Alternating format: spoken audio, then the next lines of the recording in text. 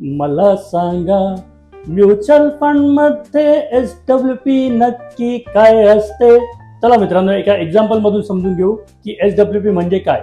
समजा आपण 10 लाख रुपये म्युच्युअल फंड मध्ये SWP मध्ये इन्व्हेस्ट केले आणि महिन्याला 6,500 रुपयांचं इन्कम घेतलं. सेम वेळेस आपण फिक्स डिपॉझिट मध्ये 10 लाख रुपये आपण इन्व्हेस्ट केले आणि 6,500चं इन्कम आपण मंथली घेतलं. पुढील 10 वर्षानंतर यामध्ये काय होईल आपण बघू.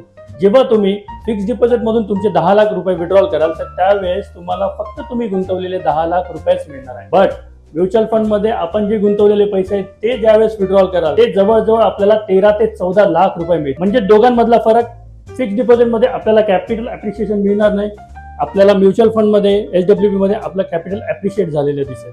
म्युच्युअल फंड मध्ये आपण पैसे इन्व्हेस्टमेंट केल्यानंतर सुरुवातीच्या काही दिवस आपल्याला आपले पैसे प्लस मायनस झालेले दिसतात. बट घाबरायचं नाही, लॉंग टर्म साठी इन्व्हेस्टेड राहा. आणि असेच SWP मध्ये जर आपल्याला इन्व्हेस्टमेंट करायची असेल आणि SWP ची ब्युटी जाणून घ्यायची असेल तर आपण मला खालील दिलेल्या नंबरवर कॉल करू शकता. थँक्यू, धन्यवाद.